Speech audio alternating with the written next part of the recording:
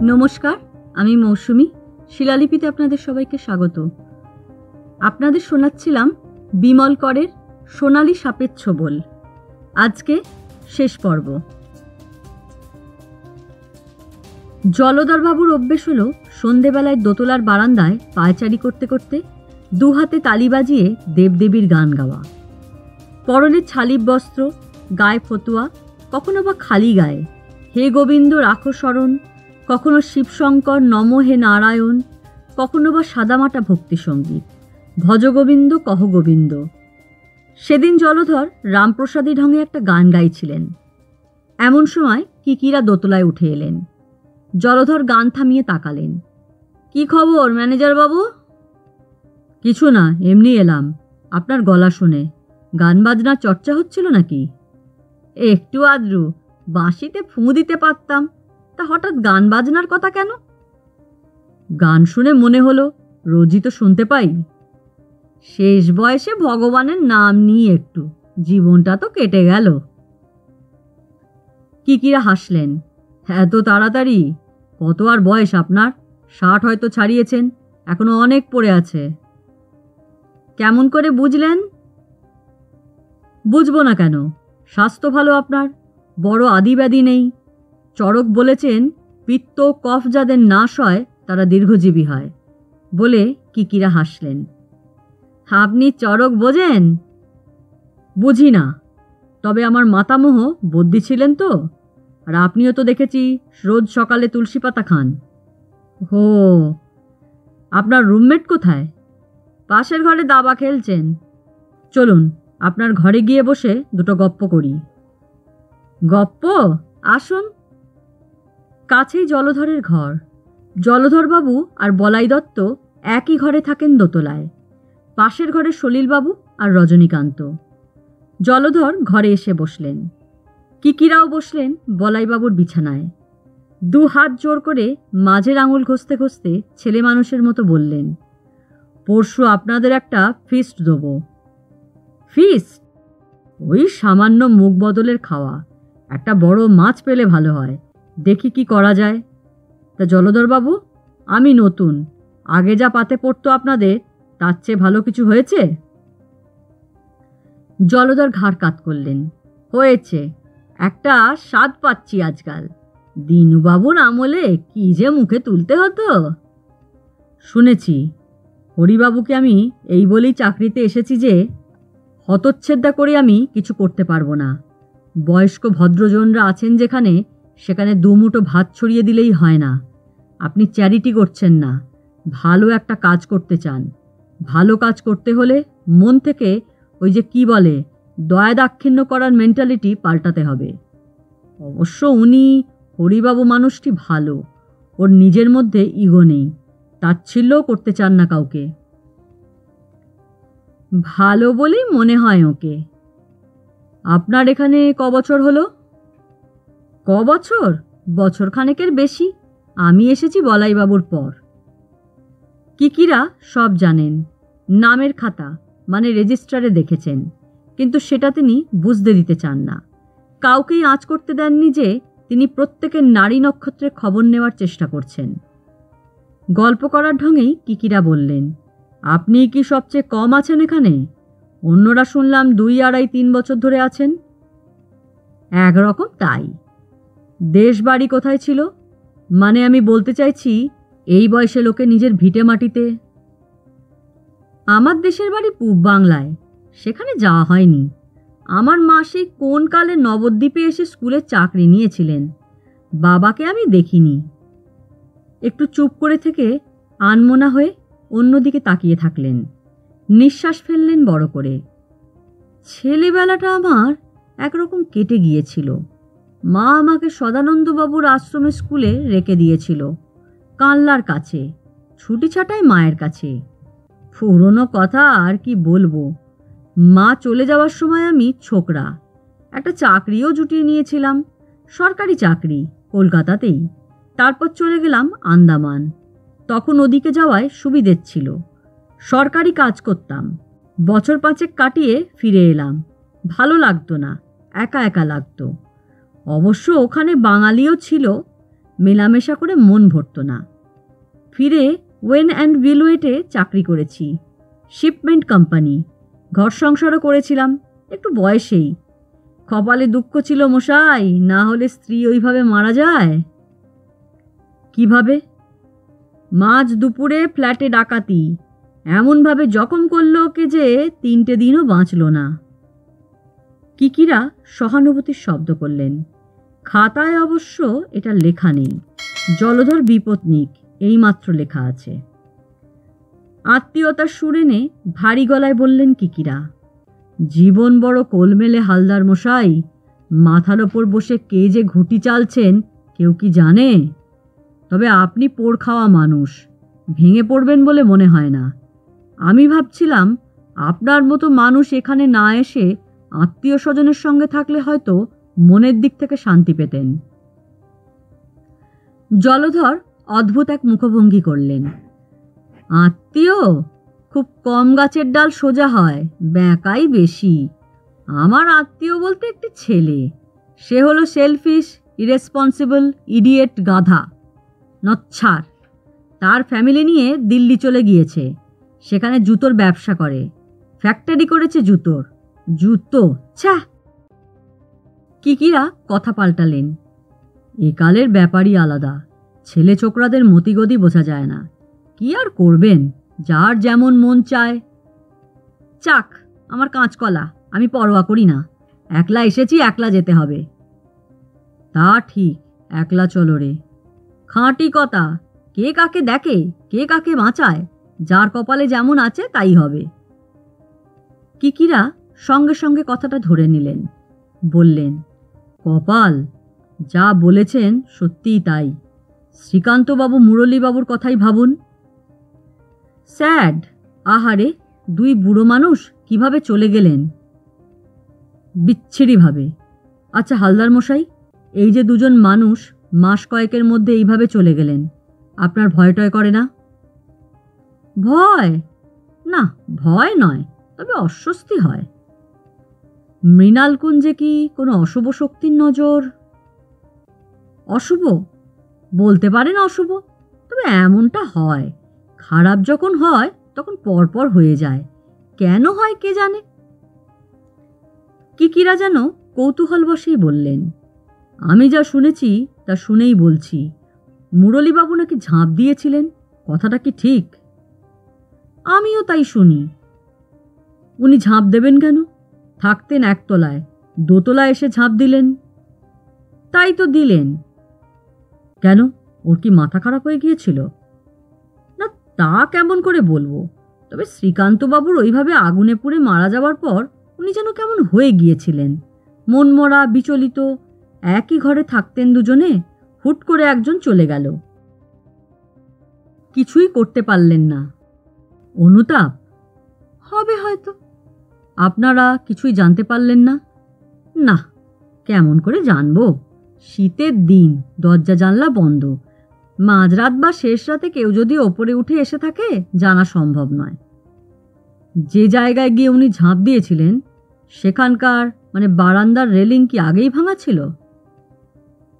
ও ও আবার রেলিং কোথায়, 1 ইটের এক গাঁথনি, তাও ফোকর করা। হ্যাঁ, নড়বড়ে ছিল, ফাটল ধরেছিল, সারাবার কথাও শুনতাম। দিনুবাবু মুখে বলতেন, এবার সারাবো মিস্ত্রি মজুর ডেকে, কিন্তু কই গা করতেন কোথায়? ভদ্রলোক ওইভাবে ওখানে গিয়ে। জলধর কথা শেষ করতে দিলেন না কিকিরাকে, মাঝখানে বললেন, তবে একটা কথা, এখানে ওই সময়টায় ভীষণ কুয়াশা নামত, 5 হাত দূরের জিনিসও নজর করা যেত না। মুরলীবাবু ভুল করে? কিকিরা মাথা নাড়লেন। না স্যার, কুয়াশা নামুক আর যাই নামুক, ভদ্রলোক একতলা ছেড়ে দোতলায় আসবেন কেন অমন সময়? বাথরুম নিচেও আছে, দোতলায় রাত্রে কাজ চালাবার মতো একটা বাথরুমও আছে জানি, তবু ওই জন্যে দোতলায় নিশ্চয়ই আসেননি, তাই না বলুন? জলধর আর কি বলবেন, মাথা নাড়লেন। উঠে পড়লেন কিকিরা। চলি, অনেকক্ষণ গল্পগুজব হলো। পা বাড়িয়ে হঠাৎ আবার বললেন, আচ্ছা, এখানে কোনো ভৌতিক ব্যাপার ঘটছে? শোনা যায় কিছু? জলধর বললেন, আমি কোনো শব্দ শুনিনি। দিনুবাবু অবশ্য বলতেন। বলতে বলতে থেমে গেলেন তিনি। সপ্তাহ কেটে গেল। কিকিরা মোটামুটি আলাপ জমিয়ে নিয়েছেন 4 প্রৌঢ়ের সঙ্গেই। মালি চৈতন্য, বামুন ঠাকুর রাধু আর কাজের লোক নকুলের সঙ্গেও তিনি সরলভাবে হাসি তামাশা করে কথা বলেন। এদের অবজ্ঞা অগ্রাহ্য করা উচিত নয়, বরং ওদের সঙ্গে ভালো ব্যবহার করলে লাভ আছে। রাধুদের পেটেও কথা আছে, সুযোগ বুঝে ধরতে পারলে অনেক কথাই হয়তো বেরিয়ে আসতে পারে। এখনো পর্যন্ত অবশ্য কিকিরা মৃণালকুঞ্জের রহস্যের ব্যাপারে সুবিধে করতে পারেননি তেমন। শুধু অনুমান, ধারণা, সন্দেহের কোনো প্রমাণ নয়। 4 প্রৌঢ়ের মধ্যে রজনীকান্তই যেন অন্যরকম মানুষ। কথা কম বলেন, কোনো অভিযোগ জানান না। দুঃখী বিষণ্ণ মনে হয় তাকে সবসময়। ভদ্রলোকের একমাত্র কাজ হলো সকাল বিকেল বাগান ঘুরে ঘুরে গাছপালা দেখা, খুরপি বা একটা লোহার শিক হাতে গাছের গোড়া খোঁচানো, অবশ্য ফুল গাছের। নিজের হাতে জলও দেন। বেলফুলের কটিমাত্র গাছ, তারও কি যত্ন। হেনা ঝোপের শুকনো পাতা পরিষ্কার করেন নিজের হাতে। টগরের মরা শুকনো ডাল ছেঁটে দেন। কিকিরা লক্ষ্য করেন সব, কিছু বলেন না। রাত্রে ভদ্রলোক বেশিরভাগ সময় শুয়ে থাকেন, বড়জোর পুরনো কাগজ পড়েন। মাঝে একদিন ঝড়ও হয়ে গেল সন্ধেবেলায়। বৃষ্টি হলো নামমাত্র। কিকিরা অধৈর্য হলেন না, অপেক্ষা করে থাকলেন তারাপদদের জন্যে। তারাপদ এলো পরের সপ্তাহে, হাতে একটা নাইলনের ব্যাগ। বাসেই এসেছে। এলো বিকেলে। ব্যাগ থেকে চা পাতার বড় প্যাকেট, গুঁড়ো দুধের কৌটো, খুচরো আরও কিছু নামিয়ে রাখল। হেসে বলল, সাপ্লায়ার কি শুধু হাতে আসতে পারে? কিকিরা হাসলেন। তোমার মস্তিষ্ক আছে। আপনার দয়ায়। তাহলে একটু চা খাও। এখানকার চা তুলসী পাতার ফ্লেভার পাবে। হয়ে যাক, তবে আমার চা ভালো দোকান থেকে আনা। ওটা থাক এখন, বলে রাধুকে ডাকলেন। রাধু এলো। চা দিতে বললেন কিকিরা। তারপর ইশারায় তারাপদর আনা জিনিসগুলো নিয়ে চলে যেতে বললেন। রাধু চলে গেলে কিকিরা দরজার দিকে তাকালেন। কেউ নেই। নিচু গলায় বললেন, কোনো খবর? হ্যাঁ, অনেক ঝামেলা করে জোগাড় করেছি। অচেনা মানুষ কারুর বাড়িতে গিয়ে মেয়েদের সঙ্গে কথা বলা যায় না। সলিলবাবুর জামাইয়ের দোকানেই গিয়েছিলাম কাস্টমার সেজে, ক্যাসেট কিনব। আলাপ কি জমতে চায়, ধানাই পানাই, যাকে হিন্দি সিনেমায় বলে আগাড়া বাগাড়া। সেরেফ গপ্প বানালুম। এক বন্ধুর সঙ্গে এক জায়গায় গিয়েছিলাম সেদিন। সেখানে বুড়োদের এক ধর্মশালা টাইপ আস্তানা দেখলাম। আলাপও হলো 2-1 সঙ্গে। সলিলবাবু বলে একজন ছিলেন। বললেন তার জামাইয়ের টিভির দোকান আছে ঢাকুরিয়ায়। এই সেই দোকান। আশ্চর্য। ऐसा মিথ্যে চালালাম স্যার। 2 সিগারেট গেল। শেষে কথায় কথায় আবার সলিলবাবুর নাম বললে। বললাম, সে যে কত কায়দা করে স্যার। শ্বশুরমশাইয়ের নাম শোনা মাত্র জামাই যেন বুলডগের মতো গর্জে উঠল। জামাইয়ের চেহারাটাও বুলডগের মতন, মুখটা যা ফেরোসাজ দেখতে। গর্জে উঠল কেন? ঈশ্বর জানেন। বুঝলাম সম্পর্ক ভালো নয়। আচ্ছা, সেদিনের কথা তোলনি? তুলেছি, কায়দা করেই। জামাই বললে দোকান বন্ধ করে ফিরে গিয়ে বাড়িতে শ্বশুরমশাইকে দেখেননি। তিনি এসেছিলেন শুনেছে, আবার চলেও গিয়েছেন। কিকিরা কৌতূহল চাপতে পারলেন না। গিয়েছিলেন আবার চলেও এসেছেন, মানে মেয়ের বাড়িতে রাত্রে ছিলেন না? না। মাথা নাড়ল তারাপদ। তাহলে রাত্রে তিনি ছিলেন কোথায়? এখানে ফিরে আসেননি। নিজের মুখেই বলছেন সেদিন কলকাতায় মেয়ের বাড়ি গিয়ে আর ফেরা হয়নি। মিথ্যে কথা। অফকোর্স। সলিলবাবু মিথ্যে কথা বললেন কেন? ওয়াই? মুরলীবাবুর দোতলা থেকে ঝাঁপ মারার কথা পরের দিন সকালে এখানে এসে শুনেছেন তিনি। তখন মুরলীবাবু অজ্ঞান অচেতন, হয়তো মারাই যাচ্ছেন, গিয়েছেনও বলা যায়। তারাপদ বলল, সাসপেক্ট? হ্যাঁ, সন্দেহ করতেই হবে। কিন্তু সলিলবাবুর উদ্দেশ্য কি? মোটিভ? মানে আমি বলছি মুরলীবাবু ঝাঁপ দেওয়ার পেছনে সলিলবাবুর হাত আছে বললে একটা কারণ তো বার করতে হবে। কি মোটিভ থাকতে পারে সলিলবাবুর? কিকিরা নিজের মাথার লম্বা লম্বা চুলে আঙুল জড়িয়ে টানতে লাগলেন। ভাবছিলেন, অন্যমনস্ক, চিন্তিত। শেষে বললেন, বলতে পারছি না, খোঁজ করতে হবে। কেন উনি মিথ্যে কথা বলবেন? কি এমন আছে যা লুকোতে চান? আশ্চর্য। রাধু চা নিয়ে এলো। চায়ের আগে জল। রাধুই ঘরে রাখা কুঁচো থেকে জল গড়িয়ে দিল। চলে গিয়েছিল রাধু। তারাপদ চা খেতে খেতে বলল, আপনি কেন হাবুডুবু খাচ্ছেন? কিকিরা মাথা নাড়লেন। না, ঠিক তা নয়, তবে ধাঁধায় রয়েছি। সলিলবাবুকে চেপে ধরুন। ধরব বই কি, তবে এখন নয়। দেখি বলাই চাঁদের ব্যাপারটা কি হয়। চাঁদু কি লেগে পড়েছে জানো? হ্যাঁ, পরশু ওর সঙ্গে দেখা হয়েছে। তারা, আমার মন বলছে, মাত্র ৩-৪ মাসের মধ্যে দুটো দুর্ঘটনা একই বাড়িতে বিনা কারণে হয়নি।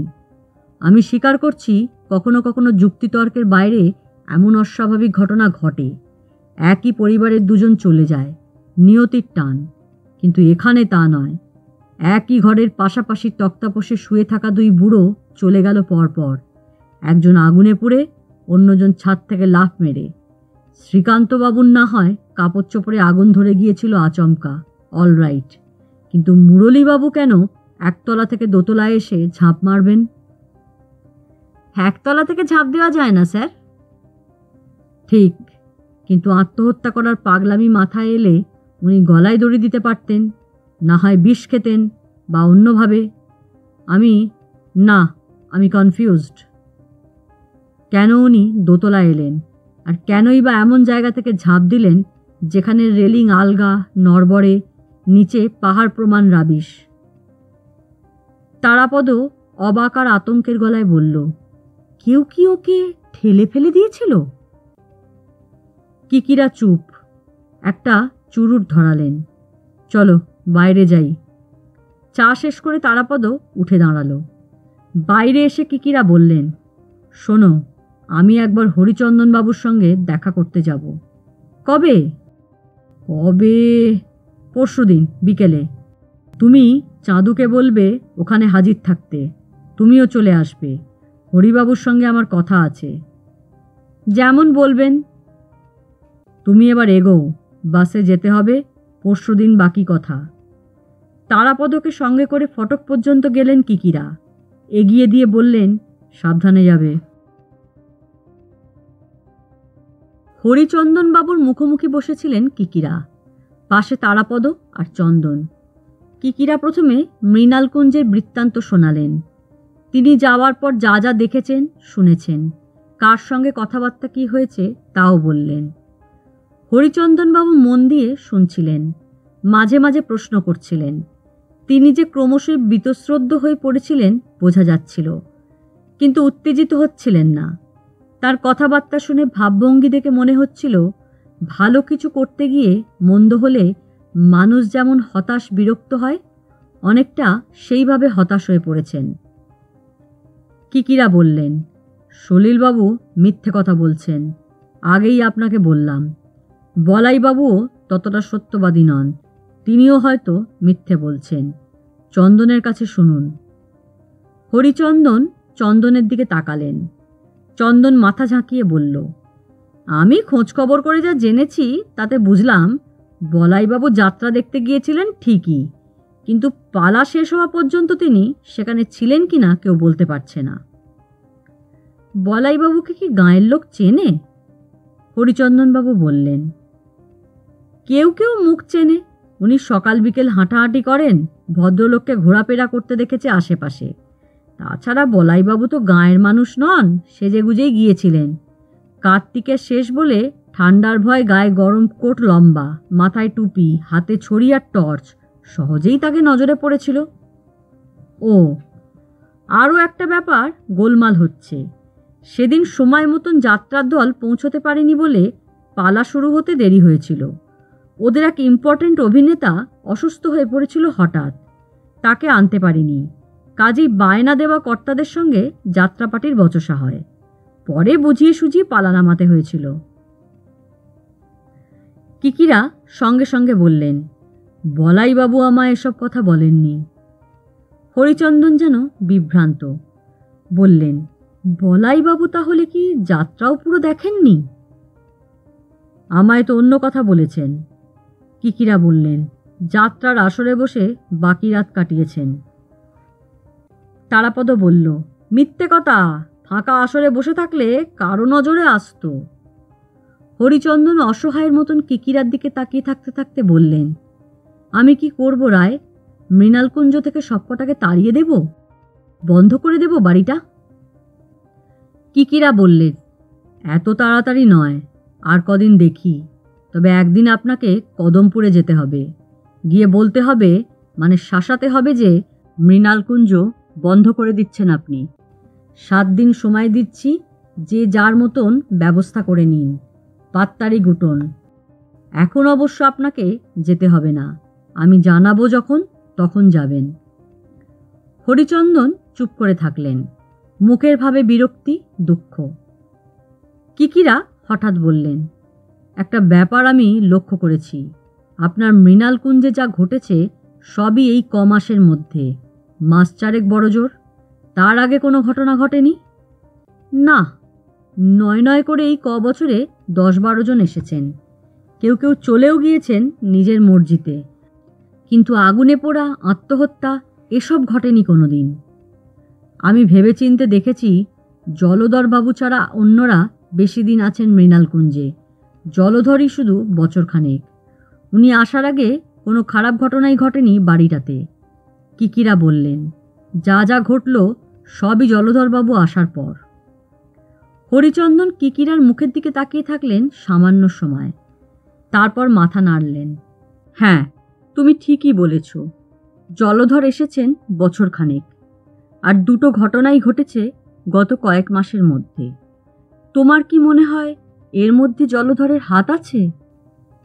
এখনো বলতে পারছি না।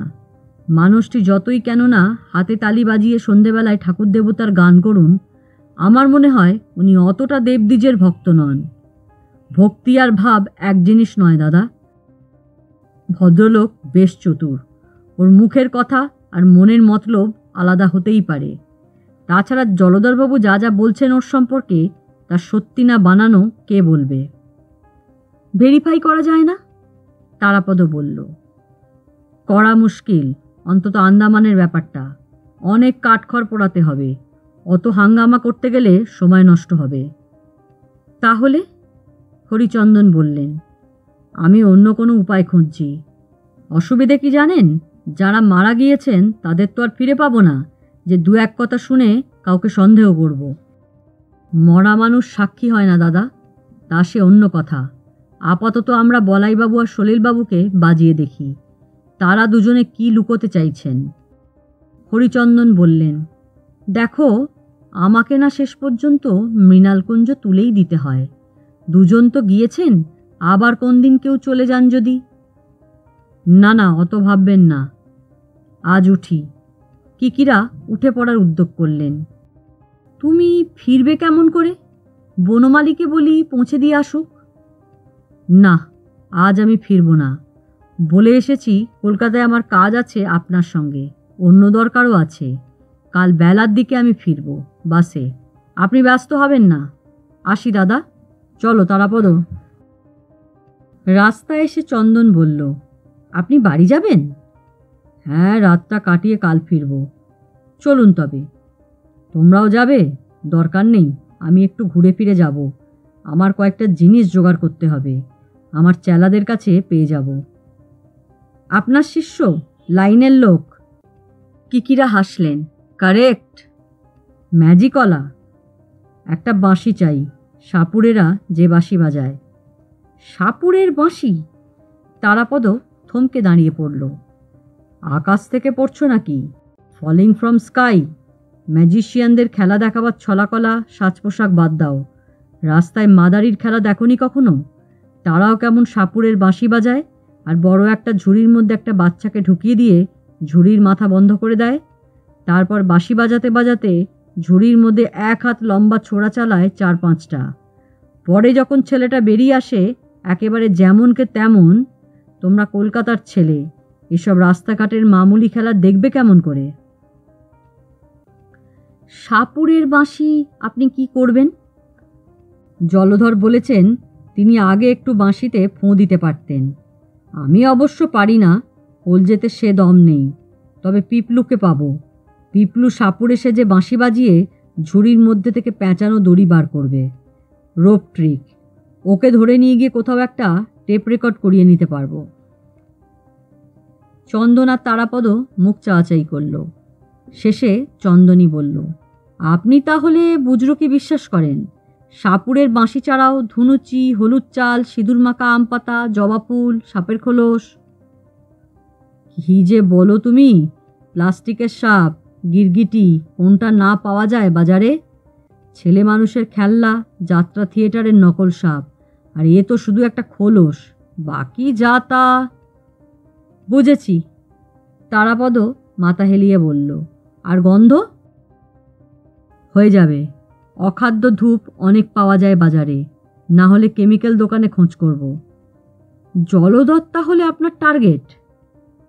মাথা নাড়তে নাড়তে কিকিরা বললেন, জলধর একা নয়, ওদের দুজনও আমার নজরে আছেন, বলাইবাবু আর সলিলবাবু। অল্প সময় চুপচাপ। তারাপদ বলল, আমরা তাহলে কি করব? তুমি পরশুর পরের দিন তরশু যাবে। দু একটা জিনিসপত্র নিয়ে যেও হাতে করে। চাল আটা লাগবে না, আছে। বরং পিপলুকে বলে যাব তোমার হোটেলে গিয়ে যা যা দেওয়ার দিয়ে আসবে। একটা ব্যাগে করে নিয়ে যাবে। ডেলিভারিতে চাকা নিয়ে এসো না। আর চাঁদু, তুমি এবার ওই বন্ধ কারখানার দারোয়ানকে ক্যাচ করো। যেমন করে হোক পটিয়ে কারখানার ভেতরে ঢোকো একবার, দেখো যদি কিছু প্রমাণ পাও। চন্দন মাথা নাড়ল। ওকে স্যার, আমি ম্যানেজ করার চেষ্টা করব। মুশকিল কি জানেন? আপনাদের মৃণালকুঞ্জ আর কারখানা এত কাছাকাছি, ভয় হয় আপনাদের ওখানে কারোর নজরে পড়ে যাই। যাও তো যাবে, তুমি বিজনেসম্যান, বন্ধ কারখানার ব্যাপারটা দেখতে যেতেই পারো। বেশ, যা বলবেন। তাহলে তোমরা এবার এসো, আমি নিজের কাজে যাই। আসুন স্যার, আপনি কিন্তু সাবধানে থাকবেন। আমায় নিয়ে ভেবো না, আমি 3টে চোখ নিয়ে থাকি ওখানে, আমায় কাবু করা সহজ হবে না। না হলেই ভালো। আমি আসি, সন্ধে হয়ে যাচ্ছে, আর দেরি করলে আমার কাজ হবে না। কিকিরা একটা ট্যাক্সি ধরে নিলেন বড় রাস্তা থেকে। বাড়ির সামনের বাগানে সলিলবাবু পায়চারি করছিলেন। আজ বিকেল থেকেই গুমট বাড়ছে। আকাশের চেহারা থমথমে, বাতাস নেই। সলিলবাবু ধীরে ধীরে হাঁটছিলেন। মাঝে মাঝেই ধুতির কোঁচার একটা প্রান্ত আলগা করে তুলে নিয়ে মুখের গলার ঘাম মুছছিলেন। হঠাৎ কিকিরার গলা পেলেন, ঘাড় ঘুরিয়ে তাকালেন। কিকিরাকে তিনি আগেই দেখেছেন বাগানে, ওপাশে ছিলেন। রজনীবাবুও বাগানে, ফটকের কাছে। আজ হাতে খুরপি বা শিক নেই। চৈতন্য মালির সঙ্গে কি কথা বলছিলেন। বোধহয় ফটকের গায়ে মাধবীলতার ডালগুলো যেভাবে ঝুলে পড়েছে, শুকনো পাতা জমেছে গোড়ায়, তা নিয়ে কথাবার্তা হচ্ছে। সলিলবাবু বুঝতে পারেননি কিকিরা কখন ওপাশ থেকে এপাশে এসে দাঁড়িয়েছেন একেবারে তার পাশে। গলা শুনে কিকিরার দিকে ঘাড় ফিরিয়ে তাকালেন। কিকিরা আবার বললেন, আকাশ দেখছেন? সলিলবাবু মুখ তুলে আকাশ দেখলেন। আগেও দেখেছেন। কি মনে হচ্ছে, ঝড় বৃষ্টি হবে এক পশলা? কিকিরা বললেন। মেঘ হচ্ছে, এখন কালবৈশাখীর সময়, চৈত্র মাস। হলে ভালোই, বড় গুমট। ঝড় হবে, আমার তাই মনে হচ্ছে। আকাশ কিন্তু কালো হয়ে আসছে ওদিকটায়। সলিলবাবু হাঁটতে লাগলেন, পাশে কিকিরা। 2-5টা এলোমেলো সাধারণ কথা। কিকিরা কলকাতা থেকে ফিরেছেন বেলা 11টা নাগাদ। রোদের তাতে সব যেন পুড়ে যাচ্ছে তখন। কলকাতায় আজ কি এক ভয়ঙ্কর অ্যাক্সিডেন্ট হয়েছে। বাসে বাসে ধাক্কা লেগে শ্যামবাজারের মোড়ে। তার কথা বলতে বলতে 10-20 পা এগিয়ে এলেন কিকিরা, সলিলবাবুকে নিয়ে। না, ঝড় হবেই, কিকিরা বললেন শেষে। ঝড়ের প্রথম ধুলো উড়ে এলো। আকাশ সত্যি কালো হয়ে আসছে দেখতে দেখতে। সলিলবাবুও মাথা হেলালেন। চলুন ভেতরে যাই, হঠাৎ ঝড় উঠলে ধুলোর ঝাপটা খেতে হবে। ভেতরে আরও গুমোট। আমার ঘরে বসবেন, পাখা আছে। সলিলবাবু আকাশের দিকে তাকালেন আবার। সামান্য আগেও মেঘগুলো এত কালো মনে হয়নি। সত্যি ঝড় আসছে। মেঘের দল ছুটে আসছিল হু হু করে। রজনীবাবুও পা চালিয়ে ফিরে আসছেন। পা বাড়ালেন সলিলবাবু। চলুন।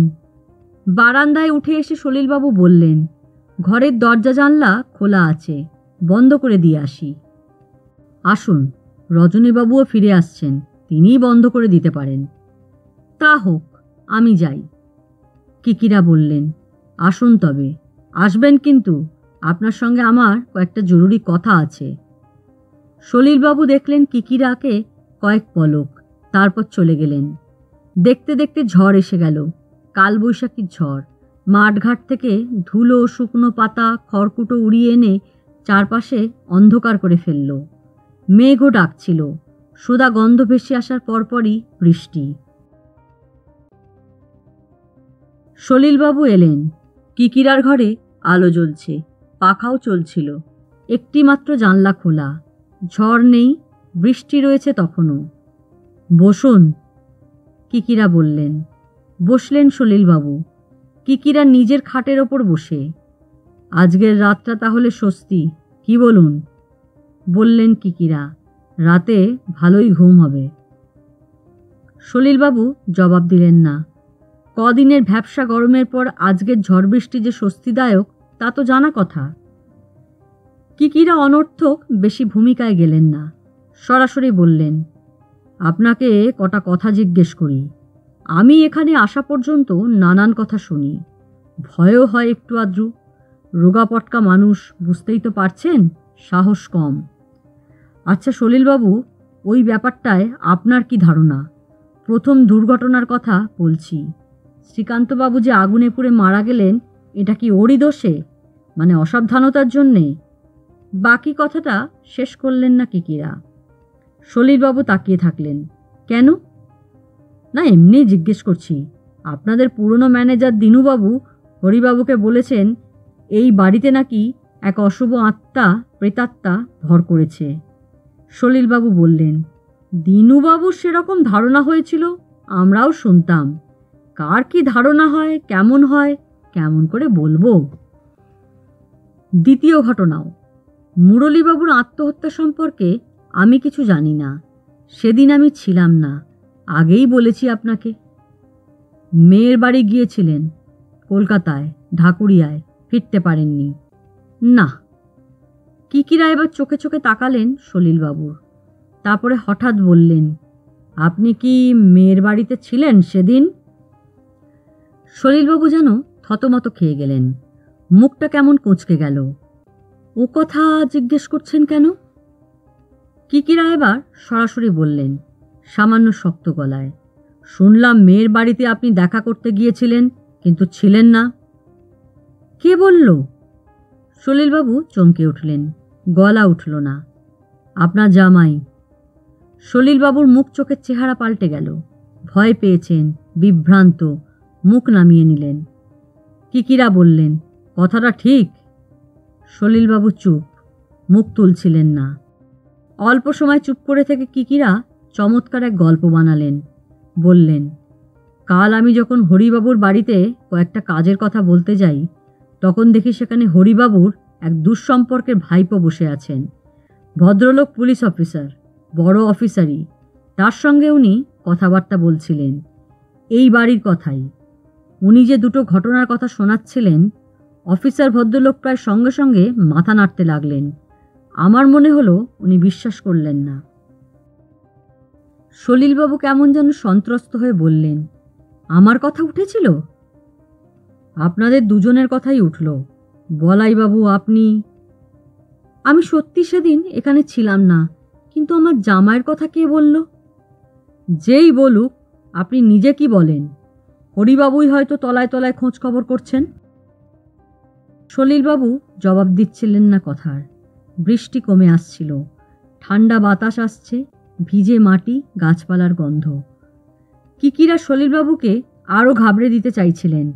বিশ্বাস করাতে চান পুলিশের ব্যাপারটা ফেলনা নয়, বললেন, আপনি জানলেও জানতে পারেন, হরিবাবু এই দুটো দুর্ঘটনাকে মেনে নিতে পারছেন না।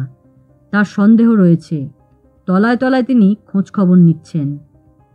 সলিলবাবু হঠাৎ বললেন, আপনি কে, পুলিশের কেউ? কিকিরা হেসে ফেললেন। মশাই, আমার এই হ্যাংলা চেহারা, রোগা পটকা মানুষ, বয়সটাও বিবেচনা করুন। আমি পুলিশের লোক? আপনার কি মাথা খারাপ হয়েছে? খানিকটা ধাঁধায় থাকলেন সলিলবাবু। কি মনে করে পরে বললেন, আপনাকে যদি সত্যি কথাটাই বলি, তাতে কি লাভ হবে আমার? বেশ তো, আমায় না বলেন, হরিবাবুকেই বলবেন। কিকিরার গলা শুনে মনে হলো তিনি জোর জবরদস্তি করছেন না। হরিবাবু শীঘ্রই একদিন আসছেন এখানে, তাকেই বলবেন। তবে কথা কি জানেন সলিলবাবু, আমায় বললে আপনার কোনো ক্ষতি নেই, হরিবাবুকে আমি বোঝাতে পারবো। আর আপনি আমায় না বললে হরিবাবুর কাছ থেকে আমি জানতে পারবো। সলিলবাবু ভাবছিলেন। নস্যি নেওয়ার অভ্যেস আছে তাঁর। পকেট থেকে নস্যির ডিবে আর ময়লা রুমাল বার করে নস্যি নিলেন। আপনাকেই বলি, বিশ্বাস করবেন আমার কথা? কেন করব না? আমাকে দিয়ে আপনার ক্ষতি হবে ভাবছেন কেন? সত্যি কথা বললে লাভও হতে পারে। সলিলবাবু কিছুক্ষণ চুপ করে থেকে বললেন, তাহলে বলি। সেদিন মেয়ের বাড়িতে আমি ঘন্টা দুয়েকও ছিলাম না। মেয়ে জামাইয়ের ওপর আমার টান কম, নাতিটার টানেই যাই। মেয়ের কাছে যাব কি বলুন, গেলেই শুধু টাকা পয়সার কথা। আজ 5,000 চায়, কাল 7,000, পরশু 10,000 টাকা চায় জামাইয়ের ব্যবসার নাম করে। এটার জন্য দরকার, ওটার জন্য দরকার। জামাইয়ের উস্কানি আছে জানি, জামাইয়ের দোকান তো খারাপ চলে না, তবু কেন যে এত চাই? জামাইটি আমার ভালো নয়, বিয়ের সময় থেকেই কম দিইনি। আমার সারা জীবনের যা উপার্জন সঞ্চয়, তার অর্ধেকটাই ওদের জন্যে খরচ হয়ে গিয়েছে। আর ভালো লাগে না। সেদিন মেয়ে 1,000 টাকা চেয়ে বসলো জামাইয়ের নাম করে। আমার মাথা গরম হয়ে গেল, ঘেন্নাও হলো। মেয়েকে বললাম পারবো না, বলেই ও বাড়ি ছেড়ে বেরিয়ে এলাম। চুপ করলেন সলিলবাবু, যেন দম নিচ্ছিলেন। কিকিরা শুনছেন মন দিয়ে। বৃষ্টি বুঝি থেমে এলো, শব্দ পাওয়া যাচ্ছে না। সলিলবাবু বললেন আবার, আপনাকে একটা কথা বলি। মেয়েটি আমার প্রথম পক্ষের স্ত্রী। সে চলে যাবার পর আবার বিবাহ করতে হয়। আমার দ্বিতীয় পক্ষের স্ত্রীর হাতেই আমার মেয়ে মানুষ। স্নেহ ভালোবাসা কম পায়নি। তা আমার দ্বিতীয় পক্ষের স্ত্রীরও একটি সন্তান হয়, ছেলে। বিকলাঙ্গ বলতে পারেন। হাবা গোবা, বছর 14-15 বয়স থেকেই তার মাথার গোলমালও দেখা দেয়। এখন সে পাগল। বাঁশদ্রোণীর দিকে একটা সাধারণ উন্মাদ আশ্রমে সে থাকে। আমি তাকে দেখতেও যাই, খরচাপাতিও দিতে হয়। সেদিন মেয়ের বাড়ি থেকে বেরিয়ে ছেলেকে দেখতে গেলাম। তার অবস্থা দেখলাম গুরুতর। ওখানেই সন্ধে হয়ে গেল, মনও খারাপ। আমি আর এখানে ফিরে আসার চেষ্টা করিনি। চেতলায় আমার এক বন্ধু আছে, সেখানেই রাত কাটিয়ে পরের দিন এখানে ফিরলাম। ফিরে দেখি ভয়ঙ্কর অবস্থা। মুরলীবাবুকে নিয়ে যাওয়া হয়েছে হেলথ সেন্টারে, তার বাঁচার আশা নেই। কিকিরা প্রতিটা কথা মন দিয়ে শুনছেন, নিঃশ্বাস ফেলছেন। দুঃখও হচ্ছিল সলিলবাবুর জন্য। আপনি যদি খোঁজ নিতে চান, আমি সেই উন্মাদ আশ্রম আর বন্ধুর বাড়ির ঠিকানা দিচ্ছি, নিজে গিয়েও খবর করতে পারেন। কিকিরা মাথা নাড়লেন। আপনার কথা আমি এখন অন্তত অবিশ্বাস করছি না। আমি এক বর্ণও মিথ্যে বলিনি। হরিবাবুকে আপনি আমার কথা জানাতে পারেন। জানাবো। আচ্ছা, একটা কথা বলুন তো। কি বলবো? আপনি যে সেদিন ফিরতে পারবেন না, এই কথা কি এখানকার কাউকে বলেছিলেন? দেখুন, আমরা সবাই বুড়ো মানুষ। এ তো বাচ্চাদের হোস্টেল বোর্ডিং নয় যে কোথাও যেতে হলে আগে বলতে হবে, পারমিশন নিতে হবে, আর ফিরতে পারবো না সেটা জানিয়ে যেতে হবে। দিনুবাবু জানতেন আমি কলকাতায় যাচ্ছি। ফিরতে পারবেন না তাও জানতেন? না, কেমন করে জানবেন? আমার তো ফেরারই কথা। ও, তাহলে এখানকার কেউ জানতো না যে আপনি ফিরবেন না? হ্যাঁ, তবে আমি হয়তো রজনীবাবুকে বলেছিলাম শীতের দিন, রাত হয়ে গেলে ঠান্ডা লাগিয়ে ফিরব না। বলেছিলেন কিনা মনে করতে পারছেন না ঠিক? না, রজনীবাবু আর আমি একই ঘরে আছি কতদিন ধরে, বললে ওকেই বলতে পারি, আর কাউকে নয়। তবে আমি ফিরতে পারবো না নিজেও কি জানতাম? কিকিরা বসার ভঙ্গি পাল্টে নিলেন। রজনীবাবু মানুষটি বড় চুপচাপ, নিজের মনে থাকেন, নিরীহ। কেমন লাগে আপনার রুমমেটকে? ভালোই লাগে। উনি বরাবরই ওই রকম শান্ত, সাথে পাচে থাকেন না। ওরও অনেক দুঃখ আছে, ভাগ্য বড় মন্দ। একবার মা, স্ত্রী আর একটি মাত্র ছেলেকে নিয়ে গিয়েছিলেন হরিদ্বার টরিদ্বার বেড়াতে। ঘোরাঘুরি করার পর বাস উল্টে অনেকেই মারা যায়। ওর মা, স্ত্রী, ছেলে কাউকে আর তিনি ফিরিয়ে আনতে পারেননি। এই শোক কি সামলে ওঠা সম্ভব? উনিও পারেননি। চাকরি করতেন সাধারণ, সেখানেও মন বসাতে পারলেন না। রিটায়ার করলেন আগে আগে, হাতে টাকা পয়সাও জমল না। তারপর থেকে কোনো রকমের দুটো খেয়ে পড়ে দিন কাটাচ্ছেন। ওর অভাব রয়েছে, বুঝতে দেন না। কিকিরা এতটা জানতেন না, কষ্টই হলো। দুজনেই নীরব। শেষে কিকিরা বললেন, আর একটা কথা আপনাকে জিজ্ঞেস করি। দিনুবাবুর যেসব কথা হরিবাবুকে বলতেন, তার মধ্যে সাপুরের বাঁশি, বিচ্ছিরি গন্ধ, ফটকের কাছে তুকতাক করার কথাও বলেছেন আপনি। আমিও শুনেছি। শ্রীকান্তবাবু মারা যাওয়ার দিন, মুরলীবাবুর চলে যাওয়ার দিনও। এখানে আর কোনোদিন সাপুরের বাঁশি শুনেছেন? তা শুনেছি। ম্যানেজারবাবু, এটা একরকম গ্রাম, মাঠ ঘাট, ক্ষেত, ঝোপঝাড় চারপাশেই। সাপ এখানে থাকবেই। এই বাড়ির চৌহদ্দির মধ্যে গরম বর্ষায় সাপ দেখা যায়। আমরা সাবধানে থাকি। তাছাড়া এই আপনার শীত আসার সময় থেকে দেখছি মাঝে মাঝে বেদেরা মাঠে ঘাটে সাপ ধরতে আসে, বাঁশিও বাজায়। তবে কিভাবে সাপ ধরে জানি না। শুনেছি ওটা ওদের জন্মগত শিক্ষা। গর্ত দেখলেই বুঝতে পারে। সাপ ধরে বিক্রিও করে বলে শুনি। বিষ থেকে নাকি ওষুধ হয়। কিকিরা আর কথা বাড়ালেন না। সলিলবাবুও উঠে পড়লেন। তারাপদ এসেছিল ঠিক দিনে, হাতে একটা মাঝারি কিট ব্যাগ। কিকিরা ব্যাগ খুলে দেখে নিলেন যা যা চেয়েছিলেন সব আছে কিনা। Everything okay sir. মাথা হেলিয়ে সায় দিলেন কিকিরা। কতটা এগুলেন? খানিকটা। সলিলবাবু বাদ গেলেন। মানে সাসপেক্ট নন? না, অন্তত 15 আনা নয়। বলাইবাবু? এখনো চেপে ধরিনি, আজ ধরব। চাঁদু কাল এসে কারখানার দারোয়ানজিকে ম্যানেজ করে গিয়েছে, জানেন? না, এখানে আসেনি, ভালোই করেছে। সরাসরি নজরের বাইরে থাকতেই বলেছিলাম। রেজাল্ট কি? কারখানার ভেতরে ঢুকেছিল?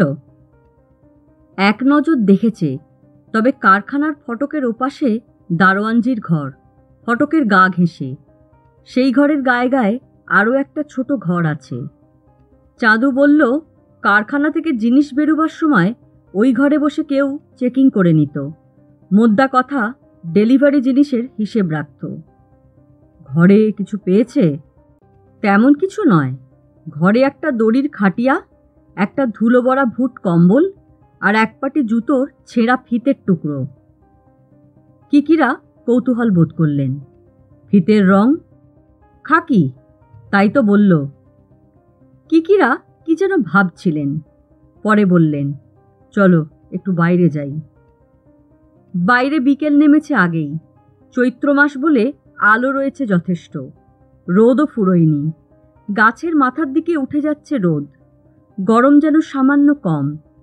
গত পরশুর কালবৈশাখী আর বৃষ্টির পর তাপ কমেছে অল্প। তারাপদকে নিয়ে বাইরে এসে ঘুরতে ঘুরতে সবজি বাগান আর পুকুরের কাছে এলেন কিকিরা। বসবে?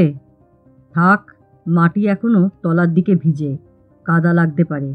একটা সিগারেট দাও। তারাপদ সিগারেট দিল। সিগারেট ধরিয়ে চারপাশে তাকাতে তাকাতে কিকিরা হঠাৎ বললেন, ওদিকটায় দেখো। বলে হাত তুলে আঙুল দিয়ে কি যেন দেখালেন। তারাপদ বলল, কি দেখব? ওই যে দেখছো জায়গাটা, যত রাজ্যের ভাঙা ইট পাথর রাবিশ জড়ো হয়ে ডিবি হয়ে আছে, ঠিক ওইখানে পড়ে গিয়েছিলেন মুরলীবাবু। ঝাঁপ দিয়েছিলেন বলেন এরা। ওটা পরিষ্কার করাননি? না, এখনো করাইনি। লাভও বা কী হবে? একটা জিনিস লক্ষ্য করছো, মৃণালকুঞ্জর বাড়ির ওটা পেছন দিক, দোতলার বারান্দা দেখা যাচ্ছে। বারান্দার গায়ে রজনীবাবু বলাইবাবুদের ঘর পাশাপাশি। তারাপদ দেখল, ওটা কি সাদা মতন? কোনটা? ওই যে ঢিবির প্রায় পাশেই। ওটা তুলসী মঞ্চ। বলেই একেবারে আচমকা কিকিরার কি মনে হলো। বললেন, জলধরবাবু রোজ সকালে মঞ্চের কাছে এসে হাত জোর করে প্রণাম করেন, কয়েকটা তুলসী পাতা ছিঁড়ে মুখে দেন। বলেন তুলসী পাতা হলো ভীষণ উপকারী সব বয়সের মানুষের পক্ষে।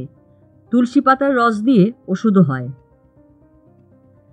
তারাপদ হেসে বলল, মধু আর তুলসী পাতা সর্দি কাশিতে বাচ্চাবেলায় খেয়েছি। চলো। কোথায়? ওই তুলসী মঞ্চটা একবার দেখি। অত সাদা দেখাচ্ছে, হালে চুনকাম করেছে নাকি কেউ? তারাপদ এগিয়ে চলল কিকিরার সঙ্গে। মঞ্চের কাছাকাছি এসে দাঁড়ালেন কিকিরা। ইট দিয়ে বাঁধানো তুলসী মঞ্চ, ফুট 3 উঁচু। তুলসী গাছের পাতাগুলো সব সবুজ নয়, রোদের তেজে কিছু পাতা শুকিয়ে এসেছে। কিকিরা মন দিয়ে মঞ্চ আর গাছটি দেখছিলেন। চোখে পড়ল রজনীবাবু 10-15 হাত তফাতে নিজের মনে কি যেন দেখছেন।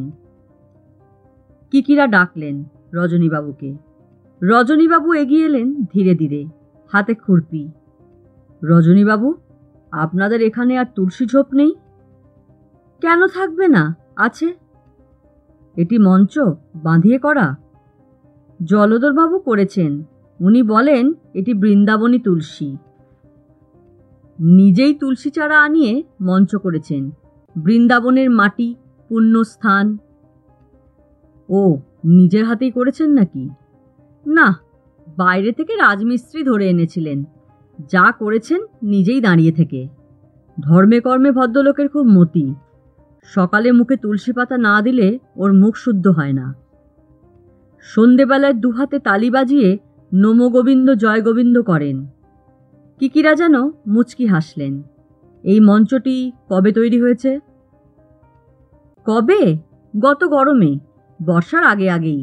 বর্ষার জলে গাছটা বেড়ে উঠল। এখন একটু শুকোবে, আবার বাড়বে বর্ষায়। কিকিরা আর কিছু বললেন না। রজনীবাবু সরে গেলেন অন্য পাশে। আরও কিছুক্ষণ দাঁড়িয়ে থেকে কিকিরা তুলসী মঞ্চটা দেখলেন। তারা তুলসী গাছের এত যত্ন কারা করে? হিন্দু বাড়িতে বিধবারা করে, বুড়িরা করে। মেয়ে বউরাও সন্ধেবেলায় প্রদীপ দেয়। এখানে তেমন কেউ নেই। তবে হ্যাঁ, জলধরবাবু আছেন। বোধহয় উনি পরম বৈষ্ণব। নাও চলো। কিকিরার পাশে পাশে হাঁটতে লাগলো তারাপদ। বাড়ির সামনে এসে তারাপদ বলল, আপনি সামান্য একটা তুলসী মঞ্চ দেখে এত গম্ভীর হয়ে গেলেন কেন? গম্ভীর হলাম কোথায়? ভাবি, আগেও নজরে এসেছে মঞ্চটা, কিন্তু মাথা ঘামাইনি। কি ভাবছেন? জলধরবাবুর কথা ভাবছি। আচ্ছা, ওই মঞ্চটার গায়ে যে চুনকাম করা দেখলে তার নতুন নতুন মনে হলো না? মানে আগেও চুনকাম ছিল, আবার কলি ফেরানো হয়েছে, তাই না? বোধহয়। আমি কি অত খেয়াল করেছি? যাকগে, তুমি যাবে কখন? এবার যাব, বাস ধরতে হবে।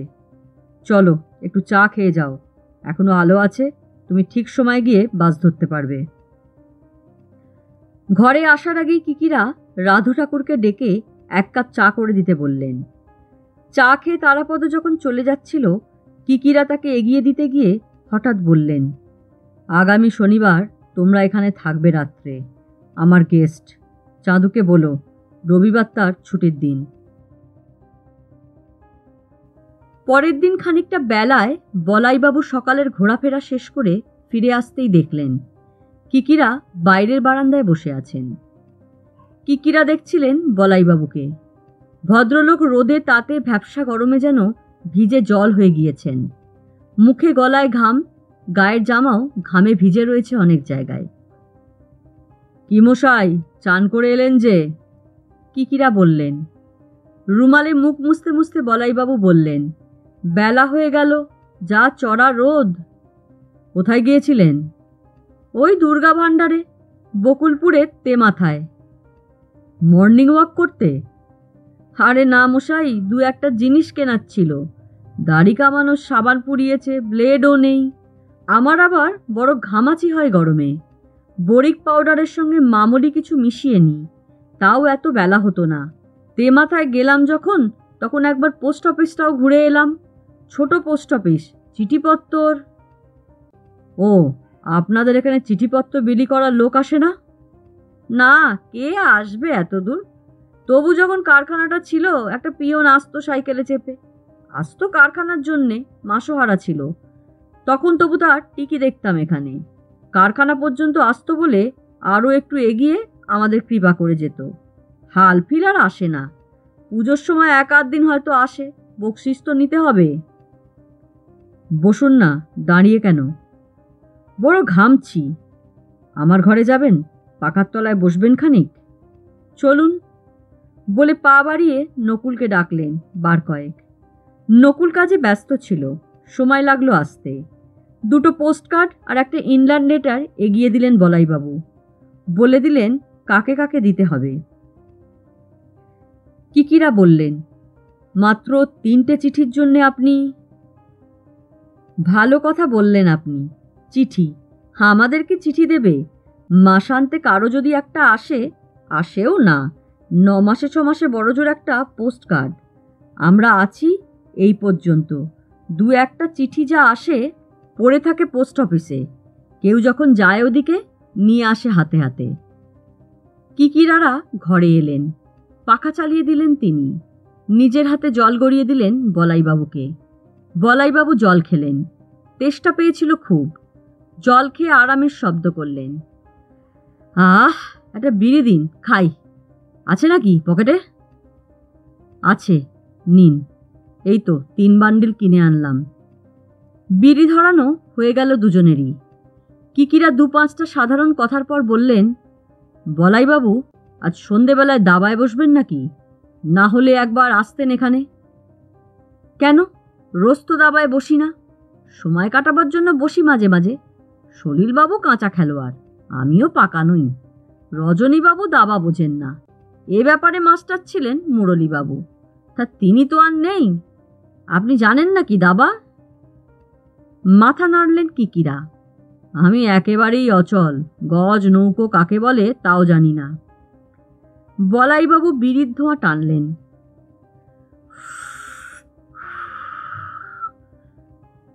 সন্ধেবেলায় আসতে বলছেন কেন? আমার একটু দরকার আছে। দরকার? আমার সঙ্গে? কথা আছে। এখনই বলুন না। এখন হবে না, সন্ধেবেলায়। কেন, আপনি? না না, আমার আর কি কাজ, আসবো। কিকিরা বিড়ি টানতে টানতে বললেন, করা নাকি? মিঠে করা। হাসলেন কিকিরা। সন্ধেবেলায় বলাইবাবু হাজির। কিকিরা বসতে বললেন। মৃণালকুঞ্জর ব্যবস্থা নিয়ে 2-10টা মামুলি কথা। শেষে কিকিরা বললেন, আপনার কাছে কয়েকটা কথা আমি জানতে চাই। হরিবাবু আপনার কথা বলেছেন।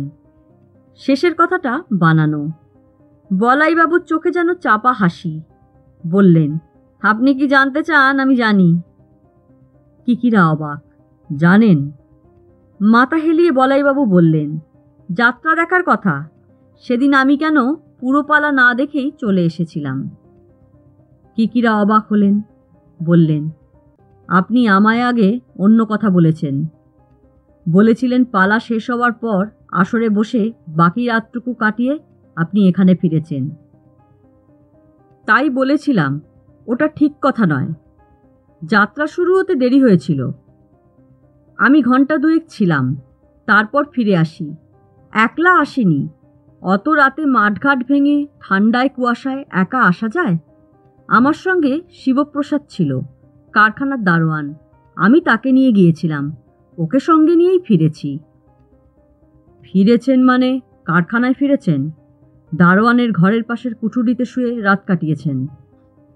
হ্যাঁ, দেখুন ম্যানেজার মশাই, আমি গর্ধব নই।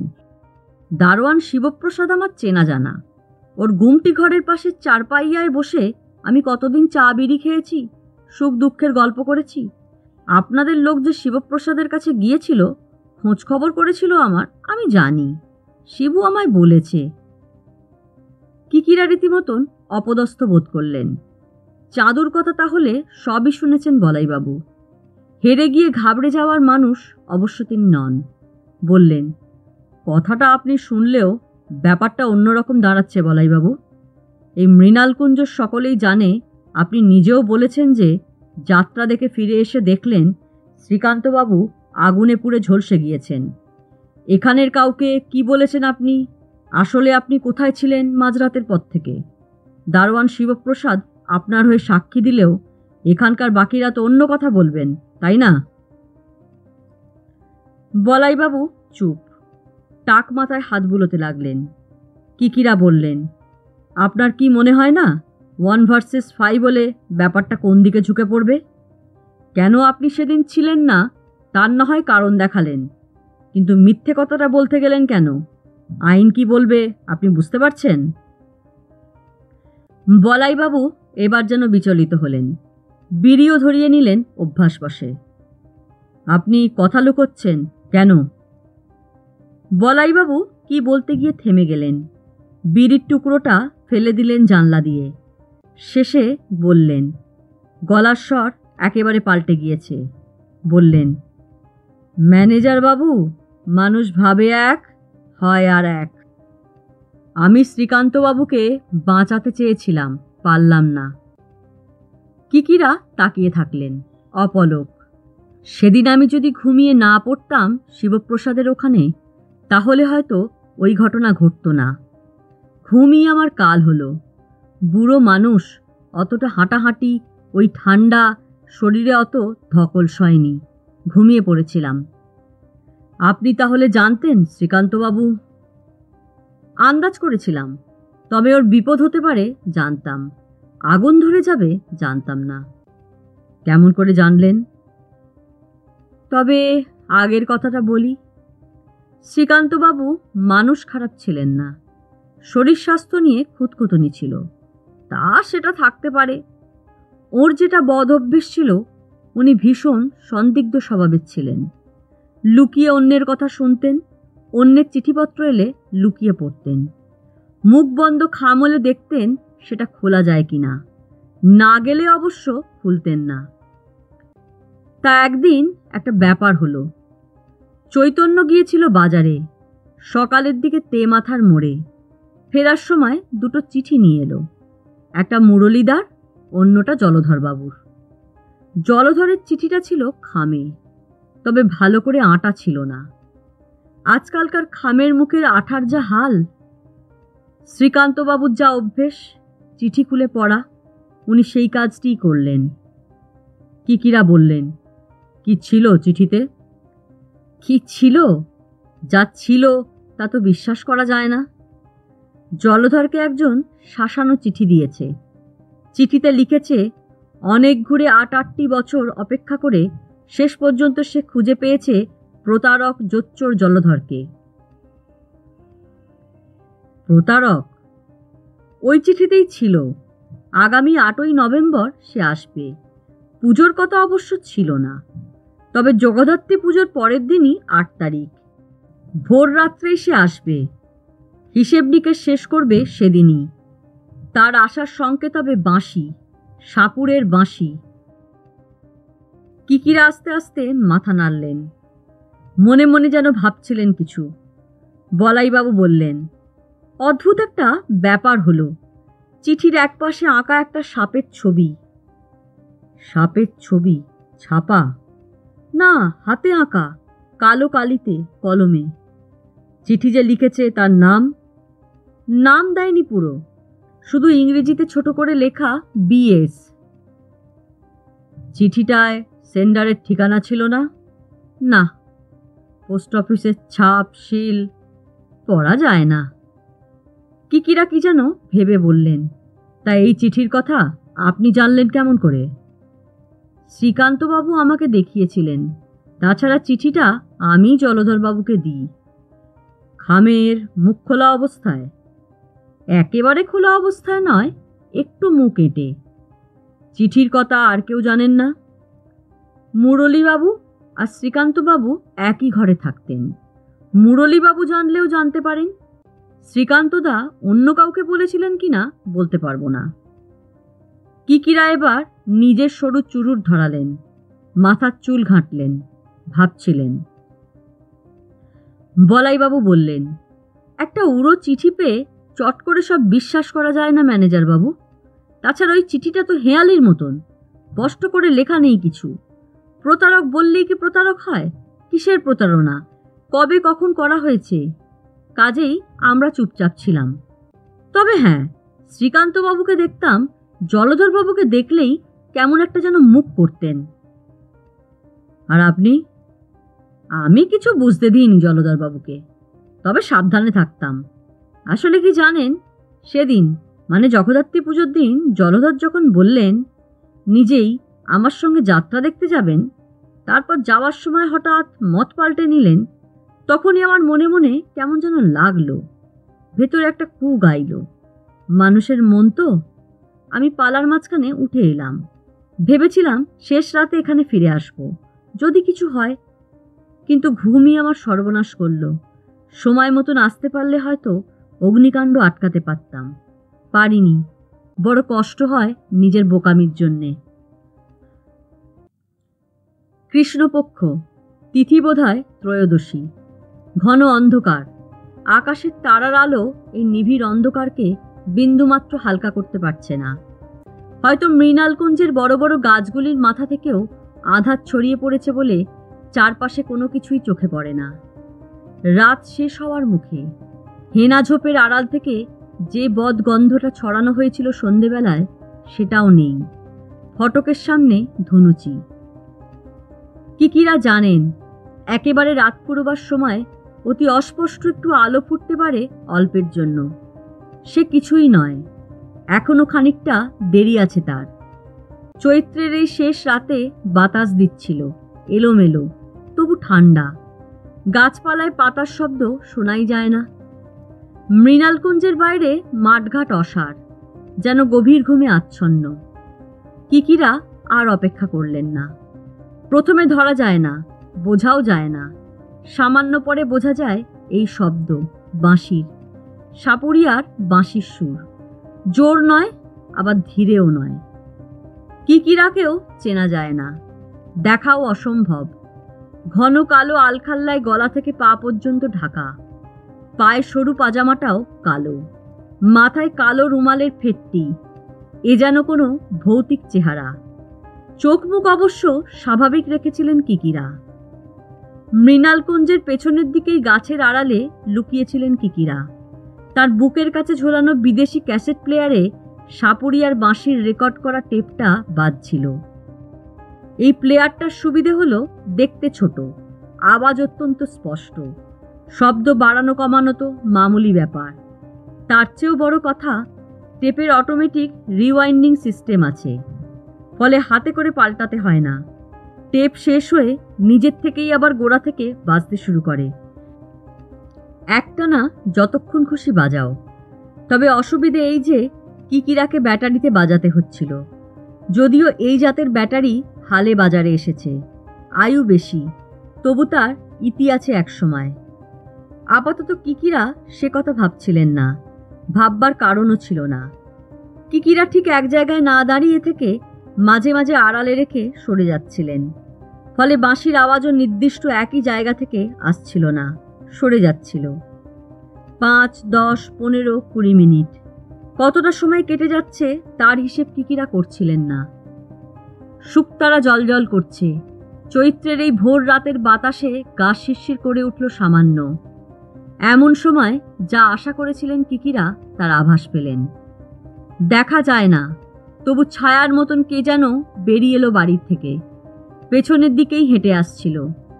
কিকিরা জানেন তারাপদ আর চন্দন যে যার মতন জায়গায় লুকিয়ে দাঁড়িয়ে আছে। একজন বারান্দার থামের আড়ালে, অন্যজন কুয়োতলার বাঁধানো পাড়ের আড়ালে। বিপদ হতে পারে কিকিরার। নাও হতে পারে। ঝুঁকি নেওয়ার দরকার কি? তাছাড়া সাহায্যের প্রয়োজন কখন কি হয়। এবার একটু আলোর মতন দেখা দিল। মাত্র মুহূর্ত কয়েক, কৃষ্ণপক্ষের ত্রয়োদশীর চাঁদের রেখা দেখা দিয়েই মিলিয়ে গেল। লোকটা যা ভেবেছিলেন কিকিরা, পায়ে পায়ে সাবধানে 2-10 পা এগিয়ে টর্চ জ্বালল। ছোট টর্চ, বোধহয় কাচের ওপর হাত চাপা দিয়ে রেখেছে যাতে আলো না ছড়িয়ে পড়ে। এপাশ ওপাশ দেখতে দেখতে লোকটা থমকে দাঁড়িয়ে পড়ল। কি ভাবল? ওর এক হাতে টর্চ থাকলেও অন্য হাত ফাঁকা নয়। তবে সেই হাতে কি আছে কিকিরা দেখতে বা অনুমান করতে পারছিলেন না। ছোড়া, ভোজালি, চপার, নাকি অন্য কোনো অস্ত্র? লোকটি এবার ধীরে ধীরে সাবধানে এগিয়ে তুলসী মঞ্চ পর্যন্ত গেল। দাঁড়ালো, দেখল, বসল, নিচেটাও দেখল। এবার টর্চের কাছে হাত নেই। কিকিরা টেপ বন্ধ করে দিলেন, আর সঙ্গে সঙ্গে একবার টর্চের আলো ফেলে চারপাশ দেখে লোকটি বাড়ির দিকে হাঁটতে লাগলো টর্চ নিভিয়ে। কিকিরা স্বস্তির নিঃশ্বাস ফেললেন, তার কাজ হয়ে গিয়েছে। তবু সামান্য অপেক্ষা করে বাড়ির দিকেই পা বাড়ালেন কিকিরা। হালকা শীষ তারাপদ আড়াল থেকে বেরিয়ে এলো। বারান্দায় চন্দন। কিকিরা নিচু গলায় চন্দনকে বললেন, কাল সকালেই তুমি হরিবাবুর কাছে চলে যাবে, বলবে দেরি না করে গাড়ি নিয়ে চলে আসতে। হরিচন্দনবাবু বললেন, রায়, তুমি ওই তুলসী মঞ্চটা ভেঙে ফেলতে বলছো? হ্যাঁ, একেবারে পুরোটা, মাটি পর্যন্ত খুঁড়ে ফেলতে হবে। মৃণালকুঞ্জ সকলেই হরিচন্দনকে ঘিরে দাঁড়িয়ে আছেন। হরিচন্দন সামান্য ইতস্তত করে বললেন, এই চৈত্র মাসে তুলসী মঞ্চটা ভেঙে ফেলবে? উপায় নেই দাদা। জলধর হঠাৎ বললেন, ওটা আমি বৃন্দাবন থেকে আনিয়েছি। পবিত্র বৃন্দাবন থেকে আনানো তুলসীর চারাটাকে কষ্ট করে বাঁচিয়ে রেখেছি। ওটা আপনাদের কি দোষ করল? কিকিরা কোনো জবাব দিলেন না জলধরের কথার। হরিচন্দনকে এগিয়ে যেতে বললেন, বেশ, ওদের ডাকো। মালি, চৈতন্য, কাজের লোক নকুল, এমনকি রাধু ঠাকুরকেও ডেকে নিলেন কিকিরা। ড্রাইভার বনমালীকেও দেখা গেল। ব্যাপারটা যে কি হচ্ছে মৃণালকুঞ্জের বাসিন্দারা বুঝতে পারছিলেন না। হরিচন্দনের পেছনে পেছনে সকলেই তুলসী মঞ্চের দিকে এগিয়ে গেলেন। রোদ চড়ছে। নকুল একটা ছাতা এনে দিল হরিবাবুকে। ততক্ষণে বনমালী ড্রাইভারও এসে দাঁড়িয়েছে। মালি, চৈতন্য কোদাল আর শাবলও নিয়ে এলো। শুরু হলো মঞ্চ ভাঙা। রজনীবাবুরা হাত কয়েক তফাতে গাছের ছায়া খুঁজছিলেন, কথাও বলছিলেন নিজেদের মধ্যে নিচু গলায়। কিকিরা, চন্দনরা রোদের মধ্যেই দাঁড়িয়ে। জলধর একপাশে চুপচাপ দাঁড়িয়ে আছেন। মঞ্চের ইটগুলো খসে পড়েছিল একটা একটা করে, ইট, প্লাস্টার। মঞ্চ ভাঙা হলো, ইট ছড়িয়ে পড়েছে চারপাশে, মঞ্চের মাটি। এবার মাটি, কিন্তু এ কি? মাটির তলায় একটা পাথরের স্ল্যাব। কিকিরা চন্দনদের দিকে তাকিয়ে মুচকি হাসলেন। পাথরের মোটা স্ল্যাবটা ওঠাতে বললেন কিকিরা। শাবলের ডগায় মাটি আলগা করে নিল চৈতন্যমালী। তারপর ওরা 2-3 জন মিলে পাথরটা তুলে নিল, ভারী পাথর। তারপরই চমক। কিকিরা ঝুঁকে পড়ে দেখলেন 4 কোণা গর্ত, হাত সোয়া হাত গভীর। গর্তের পাশগুলোর লালচে রঙের গার্ডেন টাইলস দিয়ে ঘেরা, যাতে পাশের মাটি বা জল ভেতরে না ঢুকতে পারে। গর্তের মধ্যে কি যেন একটা রাখা আছে, মোটা পলিথিনে মোড়া। পলিথিনের গায়ে রং ধরেছে মাটি আর লাল টালির। কিকিরা তুলে নিতে বললেন জিনিসটা। জলধর রুক্ষভাবে বললেন, তুলবেন না, ওর মধ্যে আমার গুরুদেবের অস্থি রয়েছে, আপনারা অন্যায় কাজ করছেন। চৈতন্যমালী হাত নামিয়ে তুলব কি তুলব না করছিল। হরিচন্দন হঠাৎ বললেন, আপনার গুরুদেবের অস্থি যদি রেখে থাকেন জলধরবাবু, ভাববেন না, আমি নিজে নতুন করে আরও সুন্দর করে আপনার তুলসী মঞ্চ তৈরি করিয়ে দেব। নে রে চৈতন্য, তোল। জিনিসটা তোলা হলো। পলিথিনের মোড়কটা খুলে ফেলল চৈতন্য। অ্যালুমিনিয়ামের 4 কোণা পাত্র, মোটা চাদরের অ্যালুমিনিয়াম, ওপরে ঢাকনা। ততক্ষণে অন্যরাও ছায়া থেকে সরে সামনে এসে ঝুঁকে পড়েছে। হরিচন্দন নিজেই বললেন, ভেতরে চলো, এই রোদে আর দাঁড়িয়ে থাকা যাচ্ছে না। ভেতরে গিয়ে দেখব কি আছে ওর মধ্যে। ভেতরে বারান্দায় পাখা নেই, দুটি মাত্র পাখা মৃণালকুঞ্জের, একটি খাওয়ার ঘরে, অন্যটি ম্যানেজার বাবুর ঘরে। খাওয়ার ঘরেই এলেন সকলে, পাখা চালিয়ে দেওয়া হলো। হাত চারেক এক লম্বা টেবিল রয়েছে খাওয়ার ঘরে, আর ভাঙা ভাঙা কটা চেয়ার, একটা বেঞ্চি। কিকিরার নিজের হাতে অ্যালুমিনিয়াম পাত্রটির মুখের ঢাকা খুলতে গিয়েও পারলেন না, ভীষণ আঁট। চন্দন এগিয়ে এসে পাত্রটির ঢাকনা খুলল। পাত্রের মধ্যে চামড়ার বাক্স, চৌকোনো, সেটাও খুলে ফেলা হলো। তারপর সকলেই যেন একসঙ্গে চমকে উঠে কেমন এক শব্দ করলেন। হরিচন্দনবাবুর গলা যেন আটকে গেল বিস্ময়ে। কিকিরাও ভাবতে পারেননি, অন্যরাও নিশ্চল। সাপ, তবে সোনার। একটা সোনার সাপ পাকানো লেজের ওপর ভর দিয়ে ফনা তুলে দাঁড়িয়ে আছে। চওড়া ফনা, ফনার কারুকার্যের চেয়েও চোখে পড়ে তার দুটি চোখ, লাল টুকটুকে দুটি চুনি বসানো চোখে। সাপের মাথার ওপর এক সোনার প্রদীপ, চতুর্মুখী, পঞ্চমুখী নয়, প্রদীপের মুখে একটি করে হীরের টুকরো। এমন একটা অত্যাশ্চর্য জিনিস দেখা যাবে কে ভেবেছিল? সকলেই প্রথমে চুপ, তারপর দু একটি অস্ফুট শব্দ। হরিচন্দনবাবু ঘাড় ফিরিয়ে দেখলেন জলধরকে। নিজেকে সংযত রাখা মুশকিল, তবু বললেন, এই আপনার গুরুদেবের অস্থি? জলধর কথা বললেন না, তার মুখের চেহারা অদ্ভুতভাবে বিকৃত হয়ে গিয়েছে। কিকিরা বললেন, এটি উনি কোথাও থেকে চুরি করে এনেছিলেন। এমন জিনিসের দাম কয়েক লাখ টাকা তো হবেই, তাছাড়া এর অ্যান্টিক ভ্যালু। কবেকার জিনিস, কোথায় ছিল আমরা তো বলতে পারবো না। এই ব্যাপারে যারা অন্তত আন্দাজ দিতে পারেন তাদের কাছে নিয়ে যেতে হবে। জলধরবাবু, জিনিসটা আপনি পেলেন কোথায়, কবে? সত্যি কথা বলুন। আপনার চিঠির কথা আমরা জানি, বলাইবাবু রয়েছেন এখানে। জলধর কাউকেই দেখলেন না, বললেন, আন্দামানে ভবানীশঙ্কর বলে একজনের সঙ্গে আমার ভাব ছিল, সে চুরি করেছিল। ওটা কোথাকার আমি জানি না, ওর ইতিহাস আমি বলতে পারবো না, তবে এইটুকু জানি ওটা সুমাত্রা বা জাভা থেকে পাওয়া। বিদেশি ট্যুরিস্টের একটা ছোট দল একবার আন্দামানে আসে, তার মধ্যে এক সাহেব হয়তো কোটিপতি, আবার কিওরও, ওটি এনেছিলেন। ভবানীশঙ্কর পোর্টে চাকরি করত, সে চুরি করে আমায় রাখতে দিয়েছিল। মানে পরে কোনো সময় ওটা বেচে দিতে পারলে টাকাটা দুজনে ভাগাভাগি করে নেবেন, তাই না? কিকিরা বললেন। জলধর সে কথার জবাব দিলেন না, বললেন, ভবানীশঙ্কর একবার অসুস্থ হয়ে পড়ল, ভালো রকম, বেঘোর জ্বর। আমি আন্দামান থেকে পালিয়ে এলাম। সোনার সাপ চুরি করে? হ্যাঁ, আমার মনে হয়েছিল মেনিনজাইটিস রোগের মতন যে ব্যাধি হয়েছে ভবানীশঙ্করের, তাতে হয়তো সে বাঁচবে না। বাহ, আপনি তবে ভালো বন্ধু। বন্ধুত্বের কথা বাদ দিন, কে কার বন্ধু? ধরে নিন আমি লোভে পড়েই কাজ করেছি, তারপরও নিশ্চিন্ত ছিলাম না। কলকাতায় এসে গা ঢাকা দিয়ে থেকেছি অনেক দিন। শেষে আমি আর ভবানীশঙ্করের কোনো খোঁজ পাইনি। হরিচন্দনবাবু বললেন, আপনি মশাই চাকরি বাকরিও তো করতেন, ঘর সংসারও করেছেন শুনেছি। কোনোটাই মিথ্যে নয়।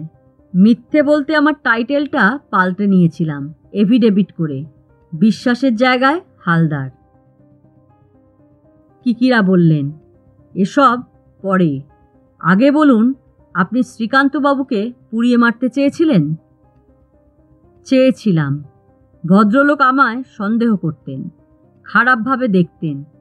তিনি যে আমার চিঠিটা খুলে পড়েছেন তাও স্পষ্ট বুঝেছিলাম আমি। এটা ওর বদ অভ্যেস ছিল। উনি নিজে হাতে পান সেজে খেতেন, ছোট ছোট পান, জিভ লাল হয়ে থাকত। চিঠি পড়ে খামের মুখ কাটার সময় জিভের লালা লাগিয়ে দিয়েছিলেন, তার দাগ ছিল। কিকিরা বলাইবাবুর দিকে তাকালেন। মাথা নেড়ে সায় দিয়ে বলাইবাবু বললেন, হ্যাঁ, পান খেতেন, বলতেন অজীর্ণ অম্বলের জন্যে পান খান। হরিচন্দনবাবু বললেন, আপনি ওর ঘরে ঢুকে গায়ে আগুন ধরিয়ে দিলেন? শ্রীকান্তবাবু ত্রিফলা খাওয়ার পর কেরোসিনের স্টোভ জেলে চায়ের লিকার তৈরি করে খেতেন। সকলেই জানে, সেদিনও তাই করেছিলেন। কেরোসিনের স্টোভ জ্বললে ঘরে গন্ধ হয়, ধোঁয়াও হয় খানিকটা। কার্তিক মাস, ওদের ঘরের দরজা ভেতর থেকে বন্ধ ছিল না, সামান্য ফাঁক করা ছিল। উনি স্টোভের সামনে বসে জল গরম করছিলেন, আগুন তো জ্বলছিল। আমি নিঃসারে ঢুকে ওর ঘাড় গলা স্টোভের ওপর। জলধর বাকিটা বললেন না, বলার দরকার পড়ে না, অনুমান করা যায়। সকলেই নিঃশব্দ, শিউরে উঠেছিলেন সকলেই, বুকের মধ্যে কাঁপছিলেন। কিকিরা বললেন, মুরলীবাবু? উনি বোধহয় এক ঝলক দেখতে পেয়ে গিয়েছিলেন আমাকে। শ্রীকান্তবাবু চিৎকার করে ওঠার সঙ্গে সঙ্গে ওর ঘুম ভেঙে গিয়েছিল। আমি অবশ্য মুড়ি দিয়ে ঘরে ঢুকেছিলাম। তবু ঘুম জড়ানো চোখে আমাকে দেখেও থাকতে পারেন মুরলীবাবু, কারণ পরে আমাকে কেমন চোখে যেন দেখতেন। দেখে থাকলে উনিই একমাত্র সাক্ষী। কিন্তু ওকে আপনি... উপায় ছিল না। মুরলীবাবুকে আমি ধোকা দিয়ে দোতলায় ডেকে এনেছিলাম ঘুম ভাঙিয়ে।